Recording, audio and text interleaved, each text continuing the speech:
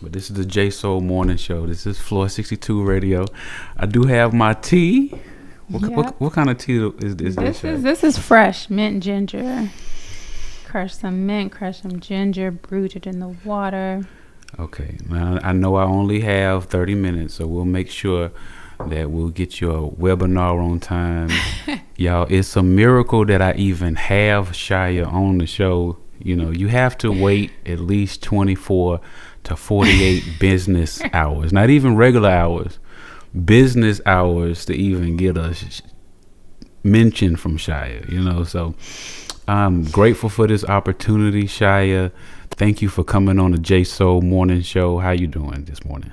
I feel blessed. I'm happy to be here on the J.Soul morning show. Wonderful. I'm glad to have you. It's a pleasure to watch your journey since we had our interview in 2018. Wow.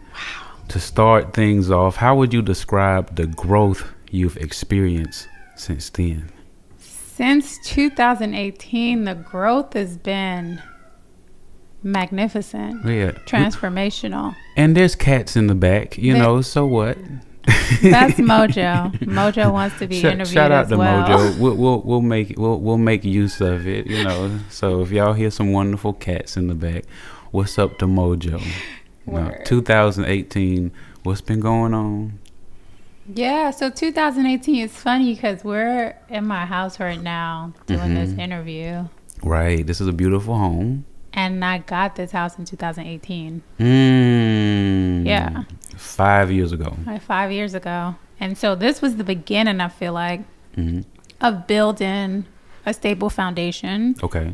So it's really been a place of growth and evolution for me, but so much has happened. I mean, spiritually, I've grown so much. Yeah. Travel back and forth to Nigeria, got on a path of Ifa. And you don't even know where to start. I don't know where to start. Okay. I'm like, work has shifted so much. Like, so much has changed. I feel like I'm a completely different person. And yet, like, that girl she's still here, but she's just evolved so much. I'm like, where do I begin? Okay.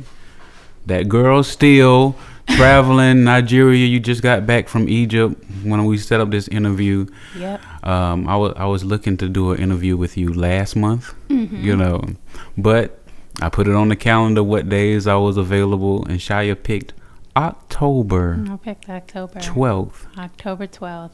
And I said, okay. Yeah, I remember it came through and I was hyped for it, but I'm like, August you sent it. So September I was in Egypt for most of the month. The beginning of September I was like purging. I wasn't feeling well. And then I was in Egypt for 14 days. Okay. Well, look like you're feeling well and doing well right now. So great now. I want to say congratulations on the publication of Lineage of Love. Can you please tell the listeners what inspired you to write it? My book kind of wrote itself because I'm an avid journaler. So I had like pages and pages of my journals. So it ended up being me going through those journals. And before I knew it, I was writing a book.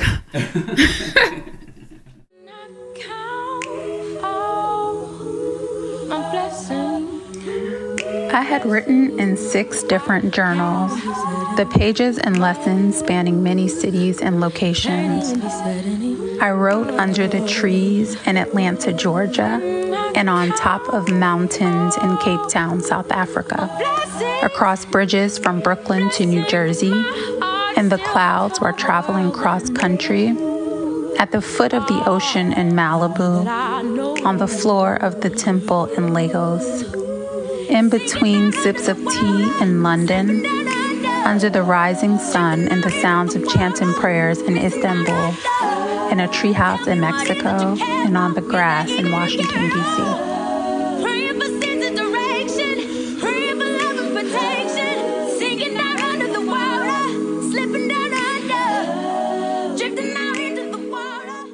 How long did it take you to write the book? All in all, 4 years, but 2 intentional years of working at it and 2 years unknowingly working on it. Wonderful. So what has been the response to it, and what message do you hope readers take away from it? Yeah, the response has been amazing. I had 2 book signings. I had one in Brooklyn, where I'm from, and then I had one in Atlanta.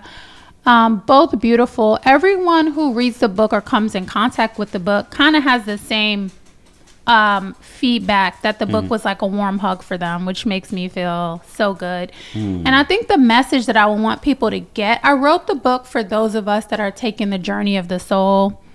And for me, that means it's really walking along the path and the purpose that you came on earth to fulfill.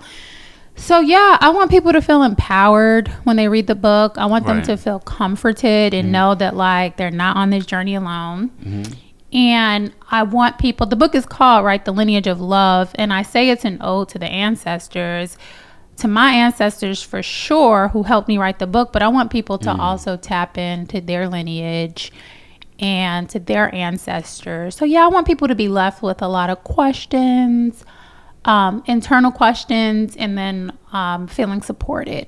Looking at the book, reading the book, I do feel real personal with you. Things that you wisdom, the way that you write, it's very inviting. Even before you had this book out, I would read the blog. Yes. Love lifted me. Mm-hmm. .blog. Yes. See, all that's from memory. That's not even in my notes right now. But day one supporter. Day one supporter. When you got your house, right? Now you're traveling to Egypt, going back and forth to Nigeria, writing the books. Because even in that 2018 interview, you said, "I'll write and I'll travel wherever I want to go," and like I'm seeing that happen for you right now. How did your own experiences and travels influence the narrative of the book? Yeah, so my travels and experiences is the book. That's the book. It's really, like I said, it's a lot of journal entries. And I find that for me traveling, I've always, and earlier today, I went on a rabbit hole on my own Instagram page because I was looking for something. And I'm like, man, I be traveling. It didn't really hit me till I saw like how many places I've been. Right. But for me, traveling is transformation. It's evolution. It's an opportunity for me to experience myself newly, to experience people newly. And every time I travel, I never come back as the same human being. And so when I think about the lineage of love, a lot of my experiences were shaped by my travels. I talk about my first trip to Senegal and how that completely blew my mind as far as like religion and spirituality is concerned. When was the first trip to Senegal? It's 2013. Okay. I went to Senegal, which actually this is a Mojo is literally like Mojo's all in the mix right now. Yeah. Like I'm dodging the mix. cat while she's talking. Like so anyway, so 2013, this is a common point for us. I actually went to Senegal with Estelle. So Estelle has a foundation called the All of Me Foundation. Okay. And at the time I was working in the music industry and the management company managed Estelle, and she had this brilliant idea to take these kids from Watts, California to Senegal, where she's from. Right. And so I ended up being on that project, and it was amazing from start to finish, like getting the kids their passports and all that stuff, all the way up to getting them to Dakar.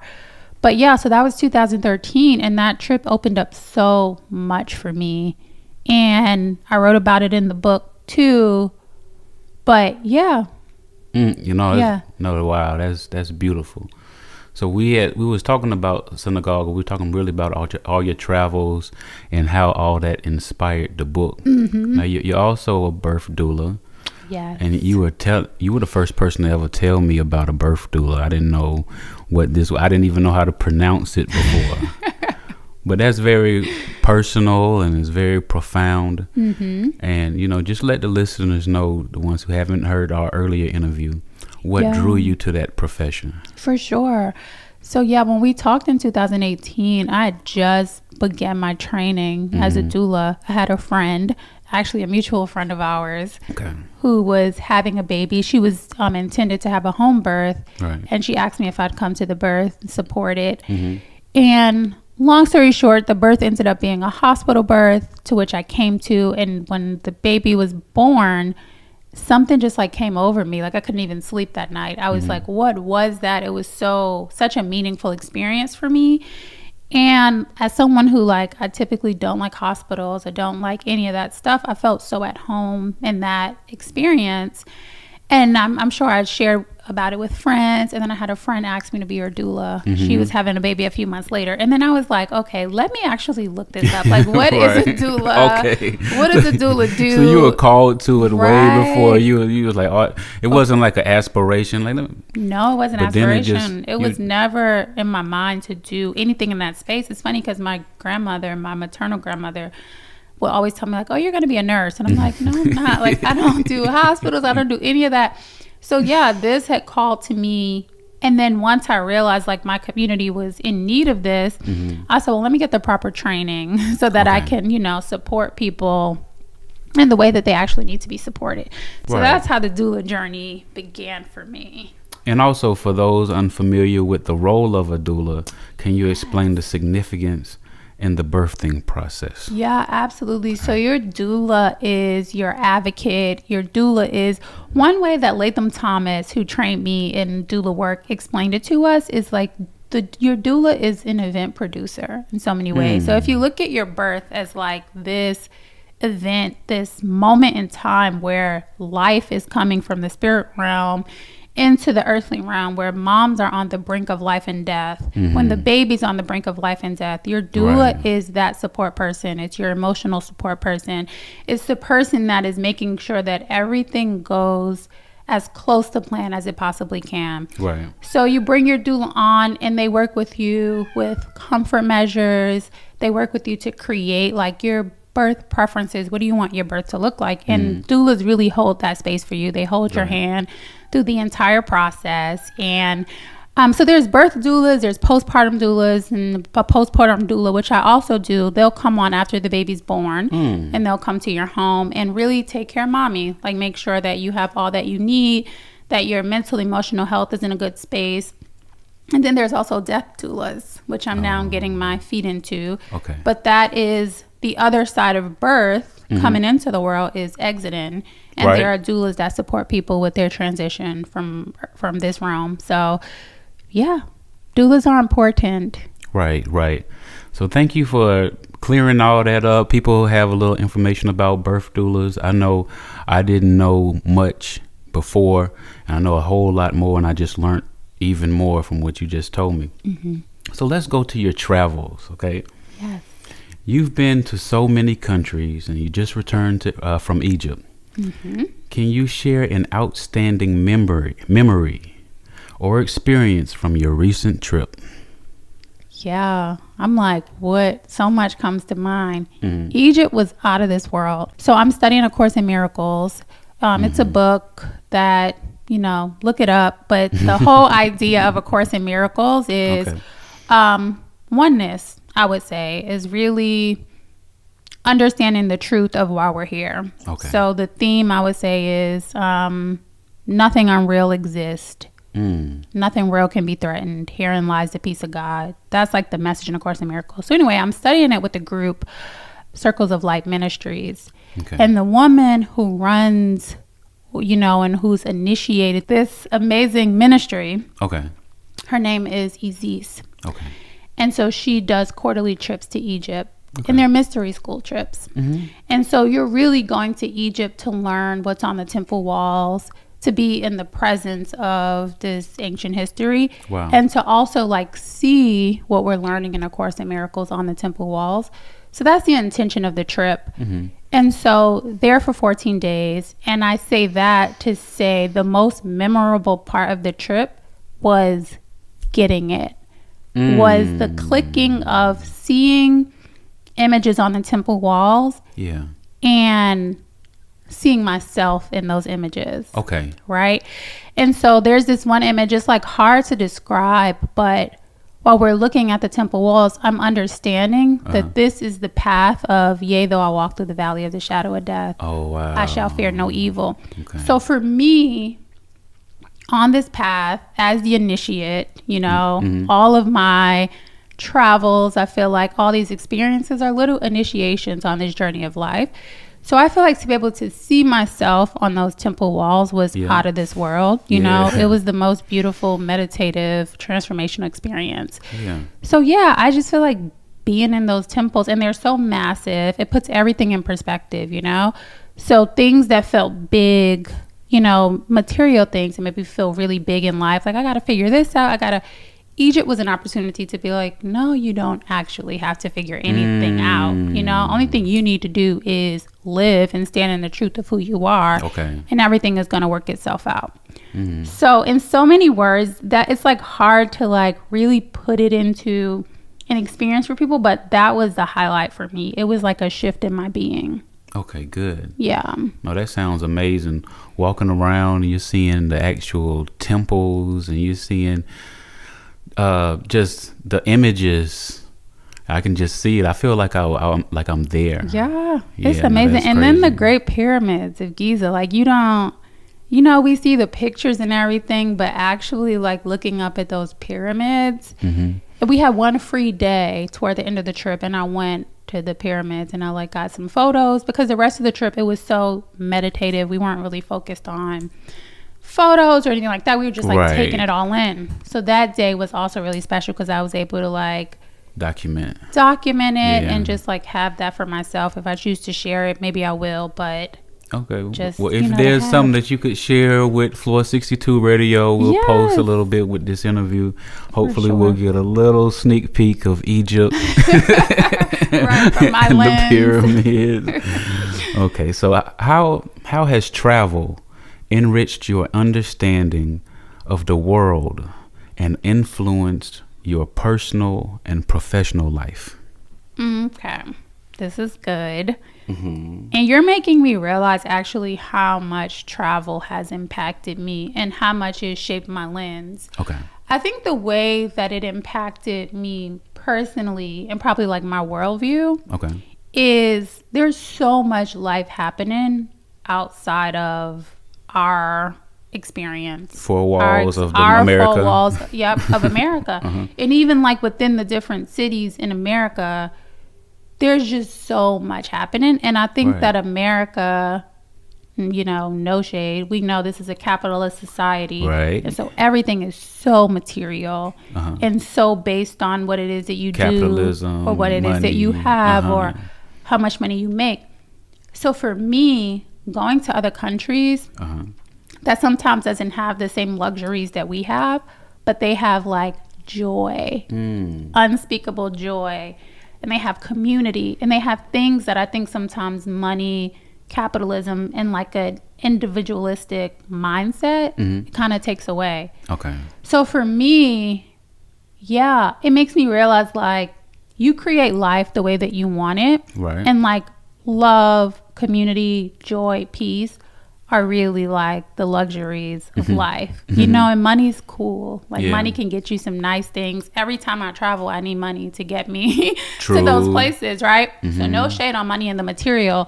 But for me, I feel like travel puts it all in perspective because money alone is never going to bring you the joy, the peace that we really, truly desire and then need, like on a soul level, you know? Right. So, yeah. And that's another thing is like just being a human being, you know, just we're the only species that has to worry about money, insurance, going to jail, you know, getting a ticket. Like, come on, man. You're going too fast. It takes up so much of our mental space, so much of our creation. So, and another thing is food. Like just experiencing all the different cultures, the different foods. I'm like, wow. I'm a foodie. Yeah, so me too. I feel you. Is there a country that's like near and dear to your heart? It's like, there's so many. Mexico for sure. Like no one can tell me I'm not Mexican somewhere down the line. Okay. I love Mexico. Like I feel at home in Mexico every time I go. I love the food. I love the culture. I love the history. Yeah. Like the indigenous practices all day.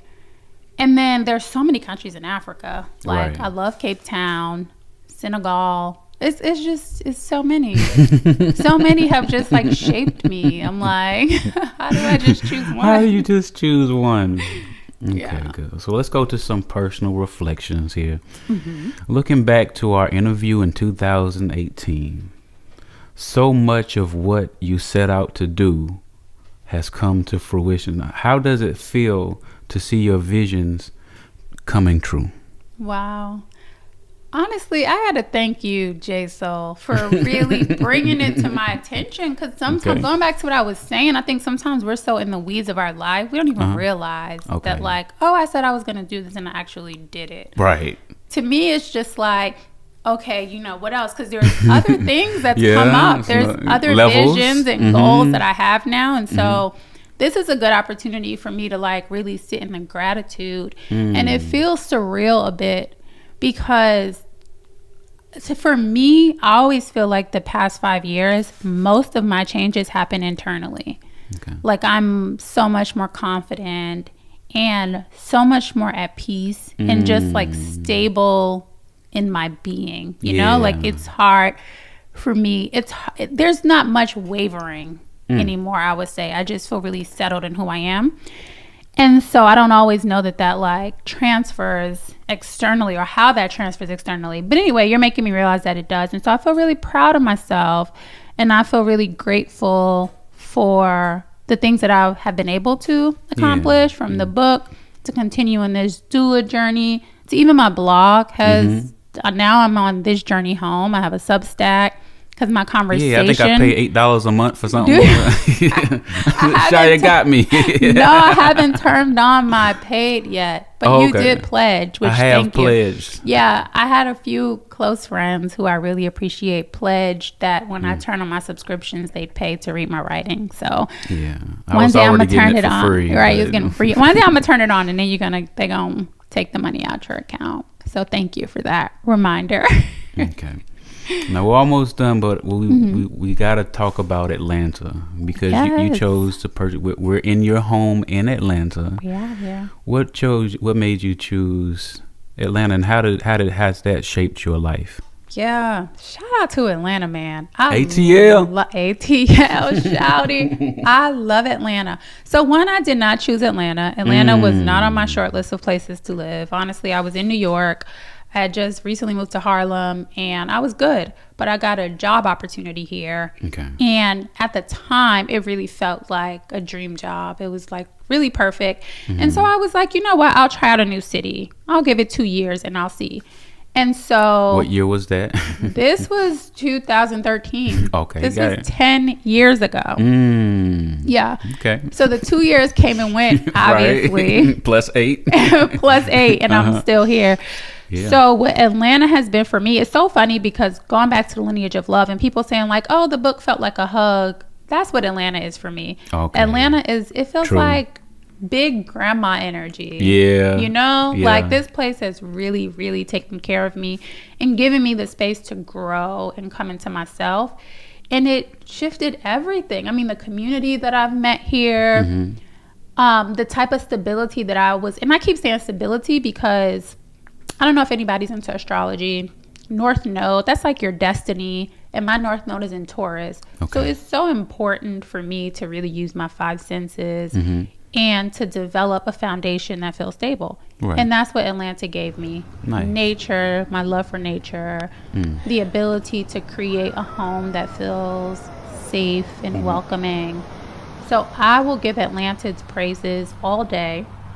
Right. I actually, because someone asked me like, how long do you think you'll be in Atlanta? And I'm like, forever in some capacity. Like I think no matter where I go, no matter where I travel, Atlanta's headquarters. Like I'm always going to return. ATL headquarters. To ATL. That's all I need to hear, man. I ain't going nowhere. I'm not going nowhere. I'm always have roots in Atlanta. Yeah, I mean, even when you was in Egypt, I was getting the, it was a blue, get the blue bubble. Yeah. she was like, I got Wi-Fi. I said, okay, cool. Right. Well, I didn't bother her. I just said, enjoy her trip. Thank you. Even though she could receive messages, So let's go. What's next for Shyah? Any upcoming projects or goals you'd like to share with us? Yeah. So what's next for me is a mystery. Okay, good. I just wrote a post yesterday on this journey home called Follow the Green Light. Yeah. And that's really like follow your heart. And that's what I'm doing. I'm putting one foot in front of the other, following my heart. I don't have a bunch of like goals at the moment that I feel like, you know, I need to reach. But there are still so many like creative projects within me that I really do. I look forward to bringing them into existence. Okay. And so one of them that I will share is creating a sacred space to nurture the divine feminine. Okay. And I don't know yet how that's going to play out, but I know woman's work is my work. Like I'm a girl's girl all day. Yeah. And life has put me on this path of like, whether it's volunteering with the Power of Girls, which is a youth group here in Atlanta, or doing doula work, so much surrounds, you know, women. And I feel like when women and the feminine is in a good space, then our world, our communities are in a good space. Good. So yeah, so I'm listening on what that's going to look like. Yeah. But yeah, coming soon. Welcome home is what I'll say to that. And it'll be a space. I don't know what type. Home? Welcome home. Or home. So that's the play on words, the double entendre. Shout out to Hove. Okay. Welcome home. Okay. Welcome home. Okay, got it. I've had Shyah Dickinson, my very best friend, on the J.Soul morning show. Love you. Thank you. I love you. Thank you so much for coming. I'm not ready to go. I know you got things to do. I'm so glad we was able to get here and make it in time. Hey, it's the J.Soul morning show, and we'll be back after this. Peace. I had a book signing in Atlanta, such a joyous occasion. 44th and 3rd bookseller hosted, cutest black-owned independent bookstore in the West End, celebrating the black experience. They have so many classic titles, so many gems on their shelves. They have Baldwin, Zora Neale Hurston, Bell Hooks, Octavia Butler, and I'm so proud that the Lineage of Love gets to be included among some of my favorites. The owner, Miss Cheryl, introduced me. I got to share a little bit about my creative process, and then I did a Q&A. Friends from all walks of life showed up. My family flew in from New York. Childhood friends, Howard friends I've gained since being in Atlanta.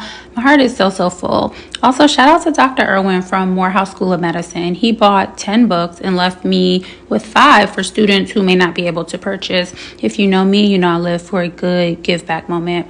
I really just loved everything about the book signing. Thank you everyone for showing up for me, for showing up for yourselves. Oh, and I can't forget to shout out my girl Christian with the social pedigree on the aesthetics. That girl good. Beautiful bouquet, beautiful backdrop for a beautiful day.